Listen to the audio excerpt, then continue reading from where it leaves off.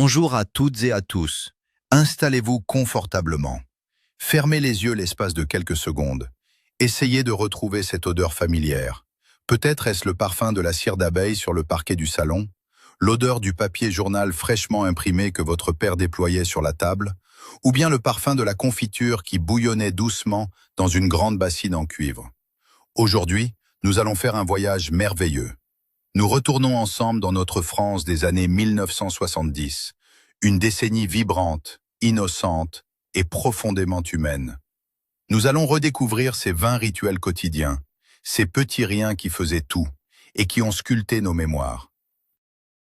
Et restez bien avec nous jusqu'à la fin de ce voyage, car nous évoquerons ce moment sacré du dimanche midi, une tradition familiale qui réunissait toutes les générations, et dont le souvenir risque bien de vous arracher une larme de bonheur. Il est fascinant de constater à quel point notre perception du temps a changé. Dans les années 70, le temps ne nous échappait pas. Il s'écoulait, lentement, comme une rivière tranquille. Nous savions attendre. Attendre une lettre, attendre que la pellicule photo soit développée, attendre notre émission de télévision favorite. Le monde moderne essaie souvent de nous convaincre qu'avant l'ère des téléphones intelligents et de l'immédiateté, notre vie manquait de richesse. Mais c'est une profonde erreur. Notre richesse ne se mesurait pas en pixels ou en rapidité, elle se mesurait en chaleur humaine, en regards croisés, en conversations sincères. Les objets étaient faits pour durer, et les relations aussi. La technologie ne s'interposait pas entre nous et nos proches. La vie de tous les jours était rythmée par des habitudes immuables qui nous procuraient un immense sentiment de sécurité et d'appartenance. C'est ce trésor émotionnel que nous allons raviver ensemble aujourd'hui. Et maintenant, rappelons-nous de nos matins d'hiver. La maison était encore plongée dans le froid, et la lumière peinait à traverser les volets. Dans la cuisine, sur cette fameuse table recouverte de formica, dont les motifs nous fascinaient tant, trônait un grand bol en faïence. Ce n'était pas un simple récipient, c'était notre réconfort quotidien. Le bruit de la cuillère en fer qui raclait le fond pour bien mélanger la poudre de banania résonne encore dans ma tête. L'odeur sucrée et cacaotée se mêlait à celle du pain grillé. Nous trempions avec délice cette grande tartine beurrée, ce fameux crouton si croustillant, jusqu'à ce que le beurre demi-sel fonde et crée de petites auréoles dorées à la surface de notre boisson fumante. Nos parents, eux, buvaient leur chicorée. Il n'y avait pas de chaîne d'information en continu pour nous angoisser. Juste le silence paisible de la maison qui s'éveillait, le tic-tac de la grosse horloge murale et cette chaleur bienfaisante qui nous préparait à affronter la cour de récréation. Ce rituel silencieux nous ancrait dans le présent. Tournons nos pensées vers le lourd téléphone à cadran des postes, télégraphes et téléphones, souvent installés dans le couloir, là où il faisait toujours un peu frais. Son design en bakélite grise, ou parfois orange pour les plus modernes, imposait le respect. Appeler quelqu'un était une véritable cérémonie. Il fallait tourner le cadran pour chaque chiffre, entendre ce cliquetis mécanique hypnotique lorsque le disque revenait à sa position initiale. Si le numéro était occupé, il fallait tout recommencer depuis le début. Mais le plus marquant, c'était l'absence totale d'intimité. Le fil tortillé et extensible ne nous permettait de faire que quelques pas. Toute la famille pouvait entendre nos conversations. On chuchotait, on se tournait vers le mur pour essayer de garder un secret. Ce téléphone fixe ne sonnait pas pour des futilités. Sa sonnerie stridente faisait sursauter toute la maison. Entendre la voix lointaine d'un cousin ou de nos grands-parents provoquait une joie pure, une émotion vraie que les messages textes d'aujourd'hui ne pourront jamais égaler. Parlons de l'attente merveilleuse du facteur. Chaque matin vers 10 heures, nous guettions le grincement caractéristique des freins du vélo jaune des postes, le bruit mat du courrier qui glissait à travers la fente de la boîte aux lettres en métal nous faisait bondir. Recevoir une lettre manuscrite était un événement. On reconnaissait immédiatement l'écriture familière d'une tante ou d'un ami sur l'enveloppe. Il y avait tout un rituel pour l'ouvrir, parfois à l'aide d'un coupe-papier argenté. Puis on dépliait les feuilles couvertes d'une encre bleue, sentant cette légère odeur de papier. L'expéditeur avait pris le temps de s'asseoir, de choisir ses mots, d'y mettre son cœur. C'était un fragment de leur vie qu'ils nous envoyaient par-delà les kilomètres. Les mots raturés témoignaient de leurs réflexions. Et puis, il y avait la carte postale des vacances, illustrée avec ses bords dentelés, qui trônait fièrement sur le buffet du salon pendant des mois. Une patience poétique qui liait les cœurs malgré l'absence. Avançons vers la télévision, ce meuble imposant aux finitions en bois qui trônait dans le salon. Regarder le petit écran n'était pas un acte solitaire, c'était un grand rassemblement familial. Avant l'ère des centaines de chaînes, nous n'en avions que très peu. Le rituel du soir commençait bien avant l'émission. Il fallait attendre que les lampes cathodiques chauffent, l'image apparaissait lentement, d'abord floue, puis s'affichait la fameuse myrrhe avec sa petite musique d'attente qui rendait les enfants impatients. Toute la famille se regroupait sur le canapé en velours côtelé. Lorsqu'un grand film ou une émission de variété avec Guy Lux ou les Carpentiers commençait, la rue entière devenait silencieuse. Le lendemain, à l'école ou au bureau, tout le monde parlait exactement de la même chose. Nous partagions une culture commune, des fous rires simultanés, des instants de suspense vécus à l'unisson par des millions de foyers français. C'était une communion cathodique, simple et chaleureuse, dénuée de zapping effréné. Souvenons-nous du petit prodige de l'épargne et de l'argent de poche avec nos chers francs. Ces pièces lourdes et brillantes que l'on gardait au fond de nos poches. Manipuler la monnaie était un acte physique. L'odeur métallique du cuivre ou de l'argent restait sur le bout de nos doigts. La pièce de 1 franc, ornée de la majestueuse semeuse, nous semblait avoir une valeur inestimable. Lorsqu'on allait acheter des bonbons ronds et colorés chez le boulanger, il fallait compter méticuleusement chaque centime. 20 centimes par-ci, 10 centimes par-là. L'argent n'était pas virtuel. Il s'accumulait dans une tirelire en céramique qu'il fallait parfois secouer vigoureusement pour faire sortir un billet de 10 francs à l'effigie d'Hector Berlioz. Cette matérialité nous apprenait la valeur de l'effort et la récompense de la patience. Acheter un petit jouet ou une bande dessinée exigeait des semaines d'économie, ce qui rendait l'objet acquis d'autant plus précieux et chéri. C'était aussi le temps des grands départs en vacances, ces expéditions épiques sur la route nationale 7, avant que les autoroutes ne balafrent tous les paysages. La voiture familiale, souvent une berline sans climatisation, était chargée jusqu'au toit, les valises solidement fixées sur la galerie. Les vitres étaient grandes ouvertes pour laisser entrer l'air chaud de l'été, mêlé à l'odeur de l'essence et des champs de blé moissonnés. Le copilote, généralement la mère de famille, déployait sur ses genoux une immense carte routière Michelin en papier qui ressemblait à une voile de bateau. Il fallait la plier et la replier avec une technique précise. Les trajets semblaient interminables, mais l'aventure était là. On s'arrêtait sur le bas-côté pour un pique-nique sous les platanes. La table pliante, les œufs durs, le pâté en croûte et la fameuse glacière rigide, rouge et blanche. Les bouchons étaient longs, la chaleur étouffante, mais l'arrivée à la mer ou à la montagne était une véritable libération, une victoire collective. Un autre rituel quotidien de notre enfance était le soin apporté à nos vêtements. Dans chaque foyer, il y avait ce que l'on appelait la boîte à couture, souvent une ancienne et magnifique boîte à biscuits en tôle, remplie d'un bric-à-brac coloré. Dedans se trouvaient des bobines de fil de toutes les couleurs, des aiguilles piquées dans un coussinet et des boutons dépareillés sauvés d'anciens tricots. Le soir, sous la lumière tamisée du salon, les mères ou les grands-mères sortaient le fameux champignon en bois pour repriser les chaussettes trouées par les courses dans la cour de récréation. On ne jetait rien. Un accroc au genou d'un pantalon justifiait la pose soignée d'une pièce rapiécée à la main. C'était un moment de quiétude absolue. L'aiguille montait et descendait en rythme, réparant les petits dommages du temps. Cette pratique n'était pas seulement une nécessité économique. C'était une marque de respect pour les objets, une leçon de durabilité que notre société de consommation jetable a totalement oubliée. Rappelons-nous l'émerveillement de la photographie argentique. Avoir un appareil photo avec ses petits cubes flash jetables était un privilège. Lors des fêtes d'anniversaire ou des communions, on ne prenait pas des dizaines de clichés à la seconde. Une pellicule ne comportait que 24 ou 36 poses. Chaque déclenchement était calculé, espéré, mis en scène. Il fallait demander aux gens de ne pas bouger, de sourire, d'ouvrir grand les yeux. Et puis venait l'attente interminable. Il fallait apporter le précieux rouleau en plastique noir chez le photographe du quartier et attendre des semaines pour que les photos soient développées. Le jour de la récupération, c'était le cœur battant qu'on ouvrait la petite enveloppe cartonnée.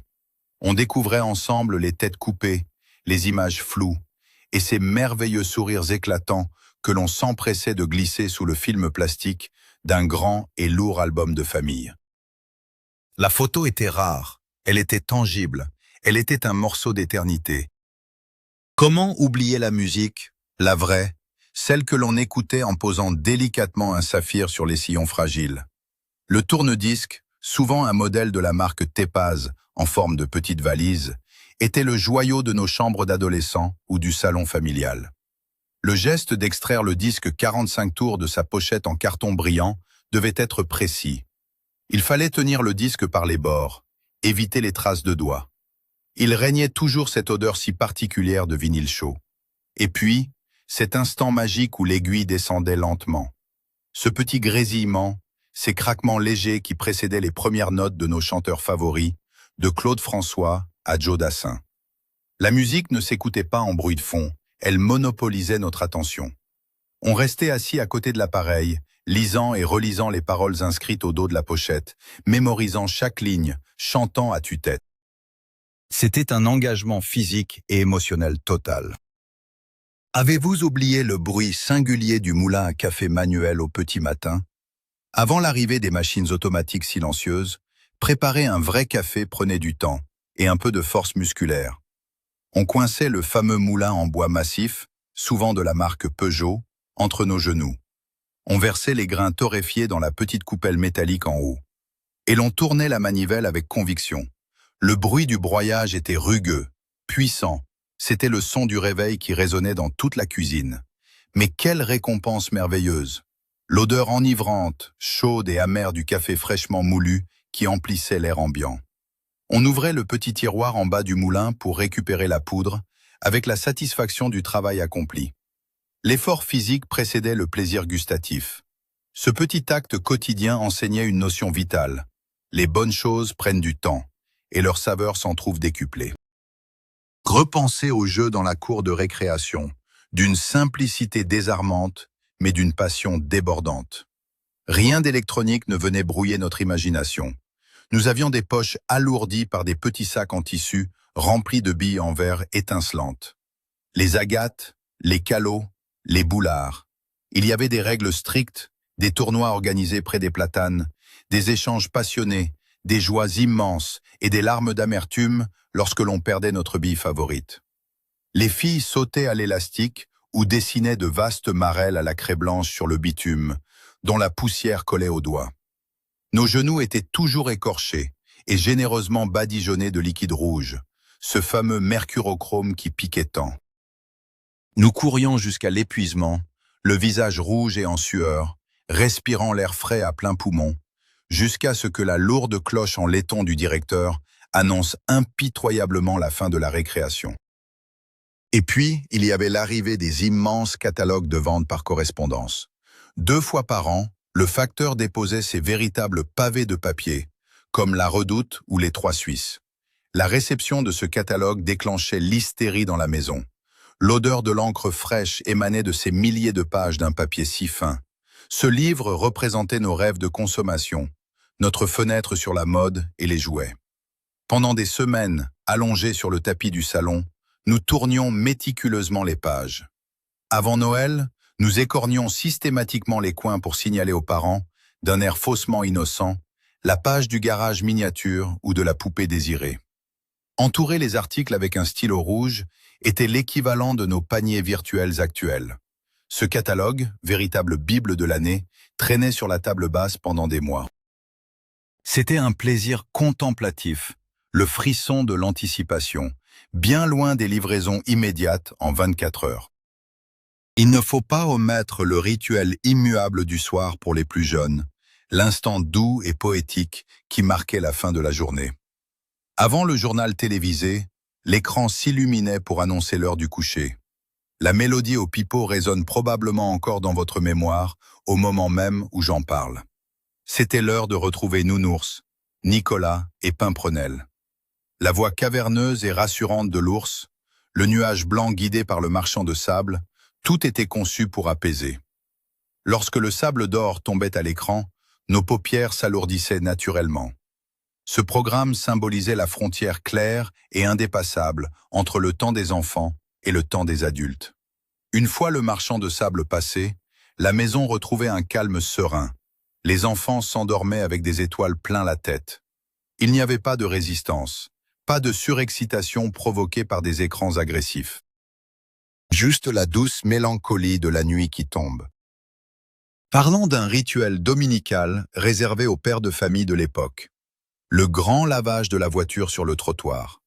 Le dimanche matin, alors que l'air était encore vif, on sortait le seau en plastique orange, rempli d'eau chaude moussante, et la fameuse peau de chamois. Laver sa voiture à la main était un acte de fierté, un devoir quasi religieux. Les portières étaient grandes ouvertes pour aérer l'habitacle, où flottait souvent l'odeur du plastique chaud des sièges en sky. Pendant que le père frottait les chromes étincelants des pare-chocs, les voisins passaient à pied avec leurs baguettes de pain sous le bras. C'était l'occasion de discuter longuement de la météo, des résultats sportifs ou du tiercé. La rue devenait un espace de socialisation vibrante. Ce moment dédié à l'entretien matériel était en réalité le prétexte parfait pour entretenir les liens de voisinage, dans une atmosphère de camaraderie simple et d'entraide tacite. Souvenons-nous également du rapport si particulier que nous avions avec le pain frais. La visite à la boulangerie du quartier était une expédition quotidienne inévitable. L'odeur enivrante de la farine et de la levure chaude embaumait la rue bien avant d'atteindre la vitrine embuée. On poussait la lourde porte en bois et verre, déclenchant le joyeux carillon de la clochette d'entrée. La boulangère, derrière son comptoir, connaissait le nom de tous les enfants. Le pain, glissé simplement dans un petit rectangle de papier blanc, nous brûlait les doigts. Et là, sur le chemin du retour, le rituel exigeait de craquer et de grignoter furtivement l'extrémité dorée de la baguette. Ce petit morceau de crouton croustillant, dévoré à belles dents dans la rue froide, était peut-être le mets le plus délicieux au monde. Ramener un pain amputé de son extrémité à la maison était la preuve d'une mission accomplie avec succès. Un petit péché mignon toléré par toutes les mamans. Avez-vous gardé en mémoire le transistor à pile? Ce boîtier en cuir ou en plastique dur, doté d'une longue antenne télescopique métallique qu'il fallait orienter avec une précision chirurgicale. C'était la voix du monde qui entrait dans la cuisine ou la salle de bain. Pour capter les grandes ondes, Europe numéro 1 ou les ondes de RTL, il fallait tourner très doucement une petite molette crantée. Le son grésillait, s'éloignait, puis revenait. C'était sur ce transistor que nos grands-parents écoutaient religieusement le jeu des 1000 francs, ou que l'on suivait les étapes haletantes du Tour de France en plein mois de juillet. La voix rocailleuse des journalistes sportifs se mêlait au chant des cigales et à la chaleur de l'été. Ce petit objet portatif était un miracle technologique qui réunissait des amis autour d'une table de jardin pour écouter un match, dans une concentration collective qu'aucune notification numérique ne venait interrompre. Poursuivons avec le rituel ancestral d'aller chercher le lait. Dans les campagnes et même aux abords des villes, on partait avec notre petit bidon en aluminium cabossé, où on rapportait la lourde bouteille en verre consignée chez l'épicier. Le lait n'était pas un liquide stérile conservé des mois dans du carton. Il était vivant, entier, sentait la ferme, et il fallait obligatoirement le faire bouillir à la maison pour le pasteuriser. Sur la gazinière, on plaçait l'anti-monte-lait au fond de la casserole en fonte. Et on attendait. Il fallait surveiller avec une attention extrême, car la mousse blanche avait la fâcheuse habitude de déborder en une fraction de seconde, répandant une odeur de brûlé tenace dans toute la cuisine. Puis, la crème épaisse se formait à la surface en refroidissant. Ce lait nourrissant, authentique, bu chaud avant de dormir, laissait une petite moustache blanche sur nos lèvres et un goût riche que l'industrie moderne ne saurait reproduire. Un autre moment enchanteur était la promenade forestière de la fin de l'été et de l'automne. C'était la saison des mûres et de la cueillette des champignons. Chaussés de nos bottes en caoutchouc, armés de petits paniers en osier, nous marchions en file indienne dans les sous-bois. L'odeur pénétrante de la terre humide, des fougères et des feuilles en décomposition emplissait nos poumons. On nous apprenait très tôt à distinguer les bons cèpes des espèces dangereuses, avec un respect profond pour les règles de la nature. Nos doigts devenaient violet foncé à force de cueillir des mûres sauvages dans les ronces épaisses.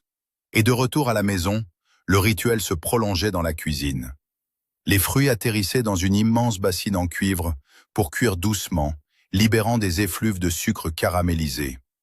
La mise en pot de la confiture bouillante garantissait un peu de la chaleur de l'été pour nos tartines des froids matins d'hiver. Pensons aussi aux fameuses veillées d'hiver avec nos jeux de société en carton. Lorsqu'il pleuvait ou que la neige bloquait les routes, ou simplement parce qu'il n'y avait rien à la télévision, on ouvrait de grandes boîtes carrées dont le carton sentait un peu le renfermer. Le jeu du nain jaune avec ses jetons colorés en bois, ou le célèbre 1000 bornes et ses cartes cartonnées. Poser la carte botte secrète, le coup fourré, provoquait des cris de joie et de frustration. Ces jeux exigeaient de la stratégie, de la mauvaise foi parfois, mais surtout une présence totale de l'esprit. Pas de musique dans les écouteurs, pas de téléphone sous la table. Seulement le bruit sec des dés roulant sur la nappe, les rires bruyants de nos oncles et la lumière chaleureuse de la suspension qui éclairait nos visages concentrés. Ce temps partagé, d'une grande simplicité, construisait l'ossature solide de notre esprit de famille. Et enfin, comme promis, comment terminer sans évoquer le roi absolu des rituels de la France des années 70? Le repas dominical en famille. Dès 8 heures du matin, des effluves extraordinaires s'échappaient de la cuisine. Le poulet rôti au four, entouré de ses pommes de terre dorées baignant dans le jus de cuisson. La belle nappe en tissu brodé, que l'on ne sortait que pour les grandes occasions, couvrait la table allongée pour l'occasion. On plaçait les beaux verres à pied pour les adultes, la carafe d'eau et la bouteille de vin rouge. Autour de cette table se pressaient les grands-parents, les tantes, les cousins. Le repas durait des heures entières. On parlait fort, on débattait de politique avec passion et on riait aux éclats. Après le plat de résistance, venait le majestueux plateau de fromage, rituel typiquement français, puis la tarte aux pommes de grand-mère. C'était bruyant, vivant, épuisant parfois, mais c'était le cœur battant de notre existence, l'endroit où nous nous sentions infiniment aimés et protégés. En fin de compte, lorsque nous laissons la mélancolie nous envahir, en repensant à tous ces merveilleux objets, à ces vieux téléphones, à nos moulins à café ou à ces jeux de cours d'école, ce ne sont pas véritablement des choses matérielles qui nous manquent. Ce qui nous manque cruellement, c'est ce sentiment d'appartenance profonde. C'est cette manière que nous avions de prendre le temps de vivre, de respirer, de nous regarder vraiment dans les yeux. Nous regrettons notre jeunesse, cette innocence partagée, cette connexion humaine sincère et physique que le monde moderne et frénétique semble nous avoir confisqués. Mais ces souvenirs nous appartiennent, et tant que nous en parlons, ils continuent de vivre à travers nous. Si ce doux voyage dans nos belles années vous a réchauffé le cœur, n'oubliez pas de vous abonner à la chaîne et de laisser un pouce en l'air. Cela nous aide énormément à faire vivre ces mémoires. Et maintenant, c'est à vous de prendre la parole. Parmi tous ces rituels, lequel évoque en vous l'émotion la plus forte? Y a-t-il un détail de votre enfance que j'ai oublié de mentionner? Prenez un instant pour écrire votre propre histoire dans les commentaires. Nous avons hâte de vous lire. À très bientôt pour de nouvelles mémoires partagées.